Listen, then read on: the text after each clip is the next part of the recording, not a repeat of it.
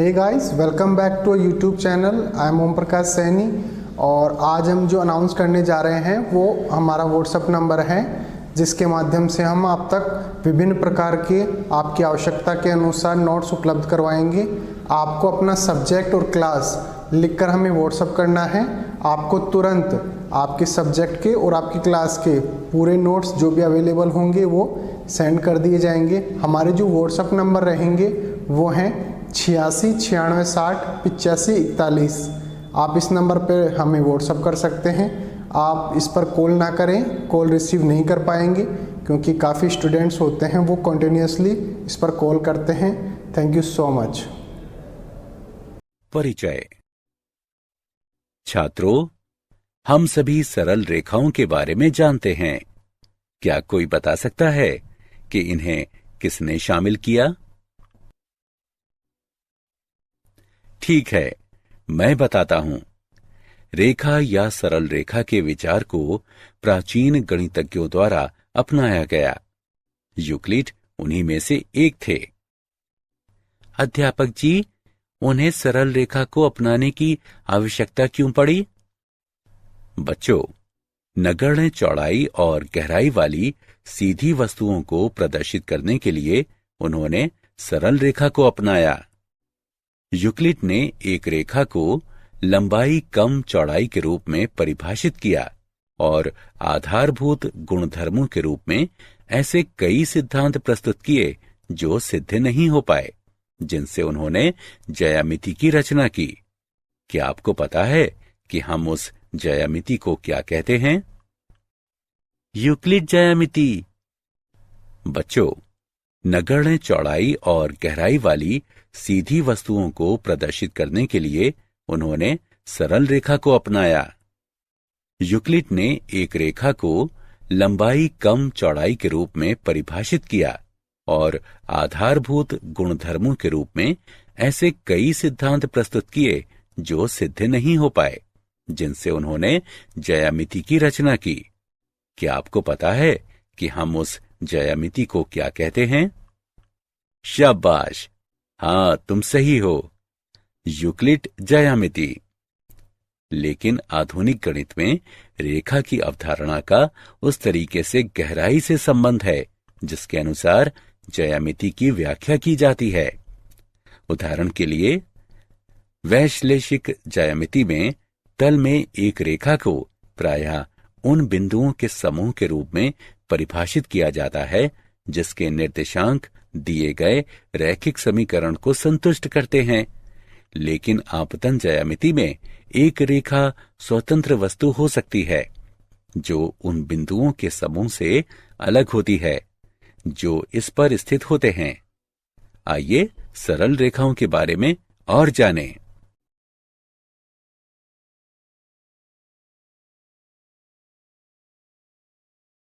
उद्देश्य।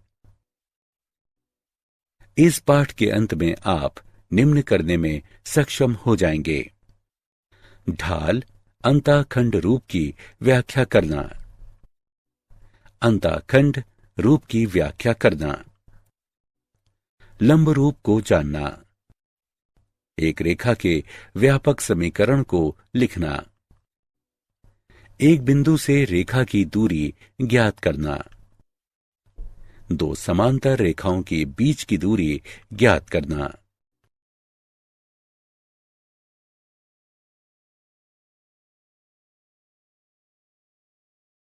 ढाल अंताखंड रूप।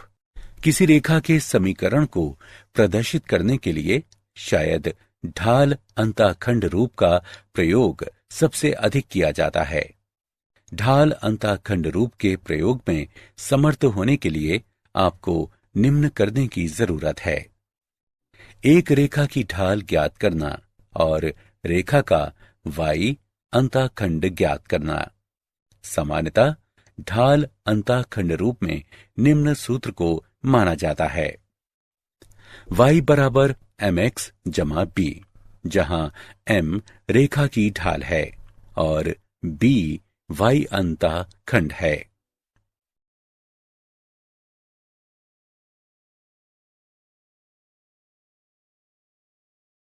ढाल अंतःखंड रूप का उदाहरण। उस रेखा का समीकरण ज्ञात करें जो y अक्ष को मूल बिंदु से ऊपर 2 इकाई की दूरी पर काटती है और x अक्ष की धन दिशा के साथ 30 डिग्री का कोण बनाती है। हल। ज्ञात है कि यदि हम m ढाल वाली कोई रेखा y अंतःखंड बनाती सी है तो रेखा के समीकरण को y बराबर mx जमा c के रूप में व्यक्त किया जाता है। यहां c बराबर 2 और m बराबर tan 30 डिग्री जो कि 1/वर्गमूल 3 के बराबर है। इस प्रकार दी गई रेखा का अभीष्ट समीकरण है y बराबर x/वर्गमूल 3 जमा 2। इसे हल किया जा सकता है। x घटा वर्गमूल 3y जमा 2 वर्गमूल 3 बराबर 0।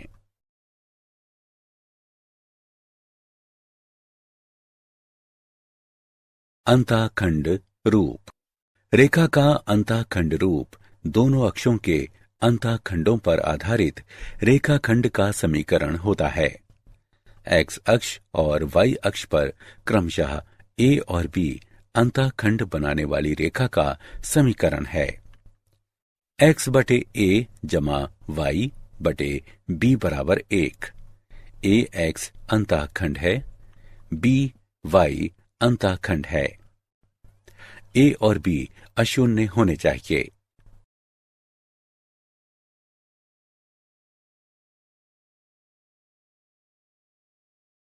लंब रूप।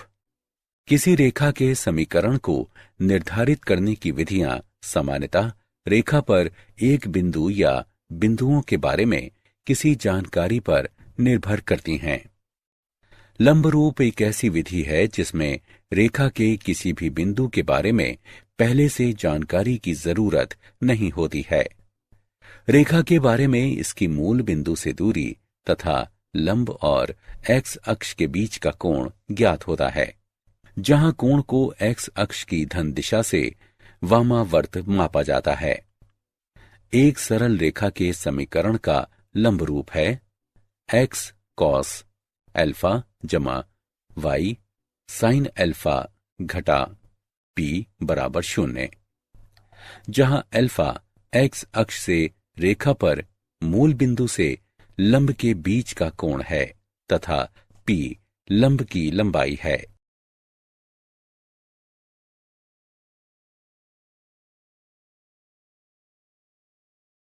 लंब रूप का उदाहरण। उस रेखा का समीकरण ज्ञात करें जो मूल बिंदु से 5 इकाई की लंबवत दूरी पर है और लंब द्वारा धन x अक्ष के साथ निर्मित कोण 30 डिग्री है।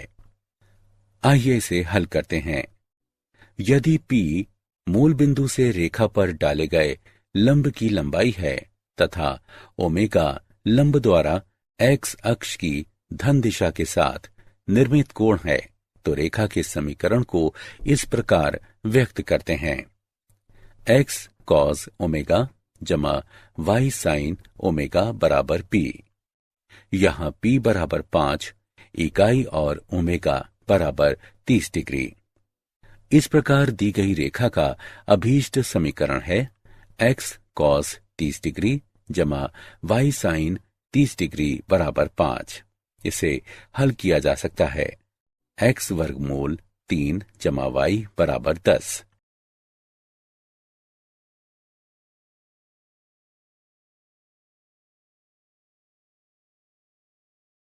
रेखा का व्यापक समीकरण ax जमा by जमा c बराबर 0 रूप की कोई समीकरण जहां a और b एक साथ 0 नहीं है व्यापक रैखिक समीकरण या रेखा का व्यापक समीकरण कहलाता है। व्यापक समीकरण के विविध रूप। ढाल अंतःखंड रूप। यदि b 0 के बराबर नहीं है तो ax जमा by जमा c बराबर 0 को इस प्रकार लिखा जा सकता है। y बराबर घटा a x बटे b घटा c बटे b। या y बराबर mx जमा स्मॉल c, जहां m बराबर घटा a बटे b, स्मॉल c बराबर घटे c बटे b, y अंताखंड है। यदि b बराबर 0 तो x बराबर घटा c बटे a बराबर x अंताखंड है, जो कि एक ऊर्ध्वाधर रेखा है जिसकी ढाल अपरिभाषित है। अंताखंड रूप। यदि c 0 के बराबर नहीं है तो ax जमा by जमा c बराबर 0 को इस प्रकार लिखा जा सकता है, या x बटे a जमा y बटे b बराबर 1, जहां a बराबर घटा c बटे a बराबर x अंताखंड, b बराबर घटा c बटे b बराबर y अंताखंड। यदि c बराबर 0 तो ax जमा by जमा c बराबर 0 को इस प्रकार लिखा जा सकता है, ax जमा by बराबर 0, जो मूल बिंदु से जाने वाली एक रेखा है और इसलिए अक्षों पर 0 अंतःखंड है। लंब रूप। मान लें x cos ओमेगा जमा y sin ओमेगा बराबर p। समीकरण ax जमा by जमा c बराबर 0 या ax जमा by बराबर घटा c के द्वारा प्रदर्शित रेखा का लंब रूप है। इस प्रकार दोनों समीकरणें समान हैं और इसलिए a बटे cos ओमेगा बराबर b बटे sin ओमेगा बराबर घटा c बटे p। इससे हमें प्राप्त होता है cos ओमेगा बराबर घटा ap बटे c और sin ओमेगा बराबर घटा bp बटे c। और अब sin वर्ग ओमेगा जमा cos वर्ग ओमेगा बराबर घटा ap बटे c पूरे का वर्ग जमा घटा bp बटे c पूरे का वर्ग बराबर 1, या p वर्ग बराबर c वर्ग बटे a वर्ग जमा b वर्ग, या p बराबर जमा घटा c बटे a वर्ग जमा b वर्ग का वर्गमूल। इसलिए cos ओमेगा बराबर जमा घटा a बटे a वर्ग जमा b वर्ग का वर्गमूल और sin ओमेगा बराबर जमा घटा b बटे a वर्ग जमा b वर्ग का वर्गमूल। इस प्रकार समीकरण ax जमा by जमा c बराबर 0 का लंब रूप है। x cos ओमेगा जमा y sin ओमेगा बराबर p, जहां cos ओमेगा बराबर जमा घटा a बटे a वर्ग जमा b वर्ग का वर्गमूल, sin ओमेगा बराबर जमा घटा b बटे a वर्ग जमा b वर्ग का वर्गमूल, तथा p बराबर जमा घटा c बटे a वर्ग जमा b वर्ग का वर्गमूल।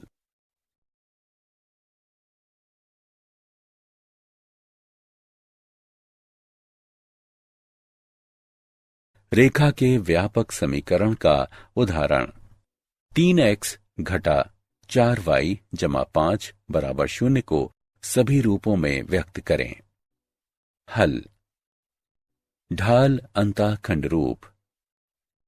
y बराबर 3 बटे 4x जमा 5 बटे 4, जहां m बराबर ढाल बराबर 3 बटे 4, c बराबर 5 बटे 4 अर्थात y अंतःखंड। अंतःखंड रूप। 3x घटा 4y बराबर घटा 5, 3x बटे घटा 5 जमा 4y बटे 5 बराबर 1, x बटे घटा 5 बटे 3 जमा y बटे 5 बटे 4 बराबर 1 अंतःखंड रूप। x अंतःखंड बराबर घटा 5/3, y अंताखंड बराबर 5/4। लंब रूप 3x घटा 4y बराबर घटा 5 घटा 3x जमा 4y बराबर 5। 5 से भाग करने पर घटा 3x/5 जमा 4y/5 बराबर 5/5 बराबर 1। x cos अल्फा जमा y sin अल्फा बराबर p। p 0 से अधिक है, जहां cos अल्फा बराबर घटा 3/5 sin अल्फा बराबर 4/5 p बराबर 1।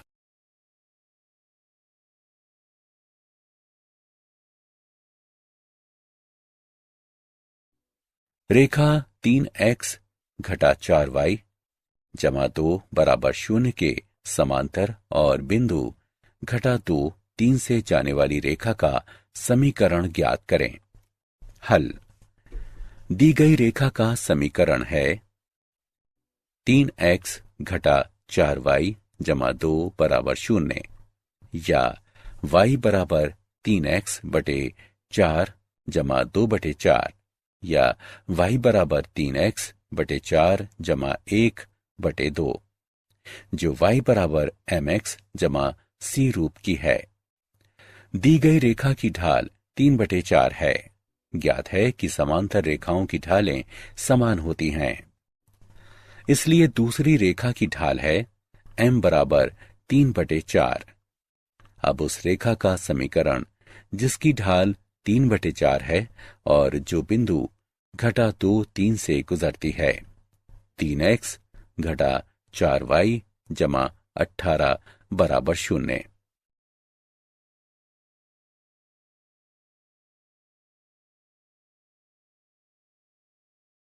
एक बिंदु की रेखा से दूरी। एक बिंदु की रेखा से दूरी बिंदु से रेखा पर डाले गए लंब की लंबाई होती है। एक रेखा ax जमा by जमा c बराबर 0 की बिंदु x1 y1 से लंबवत दूरी d को इस प्रकार व्यक्त करते हैं। d बराबर ax1 जमा by1 जमा c का मापांक बटे a वर्ग जमा b वर्ग का वर्गमूल।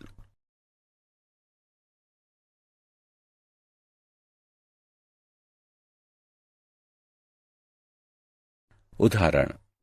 बिंदु 3 घटा 5 की रेखा 3x घटा 4y घटा 26 बराबर 0 से दूरी ज्ञात करें। हल। दी गई रेखा है 3x घटा 4y घटा 26 बराबर 0। इसे 1 नाम दें।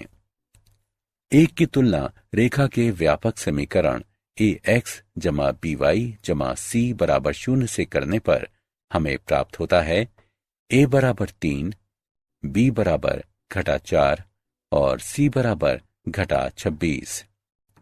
दिया गया बिंदु है x1 y1 बराबर 3 घटा 5। दिए गए बिंदु की दी गई रेखा से दूरी d 3/5 है।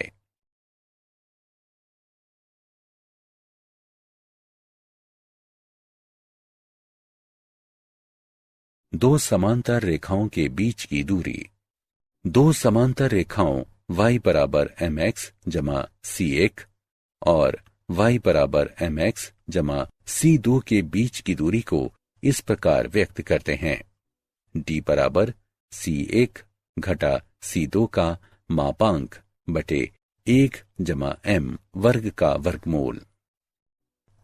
यदि रेखाएं व्यापक रूप में हों, अर्थात ax जमा by जमा c1 बराबर 0 और ax जमा by जमा c2 बराबर 0, तो उनके बीच की दूरी है d बराबर c1 घटा c2 का मापांक बटे a वर्ग जमा b वर्ग का वर्गमूल। उदाहरण। समांतर रेखाओं 3x घटा 4y जमा 7 बराबर 0 और 3x घटा 4y जमा 5 बराबर 0 के बीच की दूरी ज्ञात करें।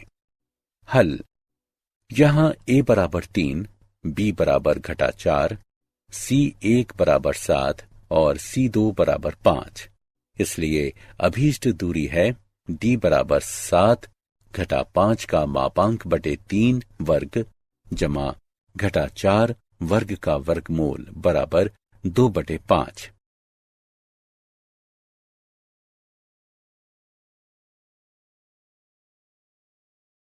क्या आप जानते हैं दो रेखाओं का प्रतिच्छेद बिंदु? मान लें दो रेखाओं के समीकरण हैं a1 x जमा b1 y जमा c1 बराबर 0। इसे एक नाम दें। और a2 x जमा b2 y जमा c2 बराबर 0। इसे 2 नाम दें। मान लें कि ये दोनों रेखाएं एक बिंदु P x1 y1 पर प्रतिच्छेद करती हैं। तब x1 y1 दी गई समीकरणों में से प्रत्येक को संतुष्ट करता है।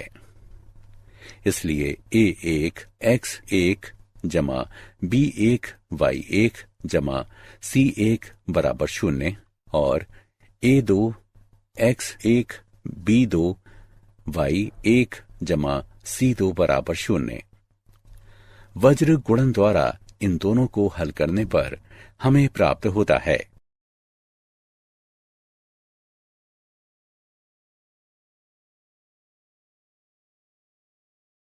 यहां 1 और 2 के प्रतिच्छेद बिंदु के निर्देशांक हैं।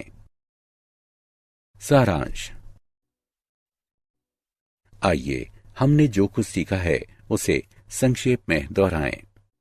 M ढाल वाली रेखा पर बिंदु x, y और y अंतःखंड C रेखा पर स्थित होते हैं यदि और केवल यदि y बराबर mx जमा c हो। यदि M ढाल वाली एक रेखा x अंतःखंड D बनाती है तो रेखा का समीकरण y बराबर m गुणा x घटा d होता है। x और y अक्ष पर क्रमशः a और b अंतःखंड बनाने वाली एक रेखा का समीकरण x बटे a जमा y बटे b बराबर 1 होता है। मूल बिंदु से लंब दूरी p तथा लंब और धन x अक्ष के बीच ओमेगा कोण वाली रेखा के समीकरण को x cos ओमेगा जमा y sin ओमेगा बराबर p द्वारा व्यक्त किया जाता है। ax जमा by जमा c बराबर 0 रूप का कोई समीकरण जिसमें a और b एक साथ 0 न हो व्यापक रैखिक समीकरण या एक रेखा का व्यापक समीकरण कहलाता है।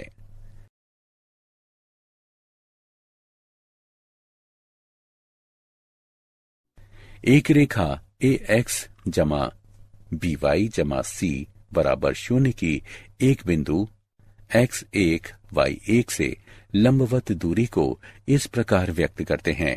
समांतर रेखाओं ax जमा by जमा c1 बराबर 0 और ax जमा by जमा c2 बराबर 0 के बीच की दूरी को इस प्रकार निरूपित करते हैं।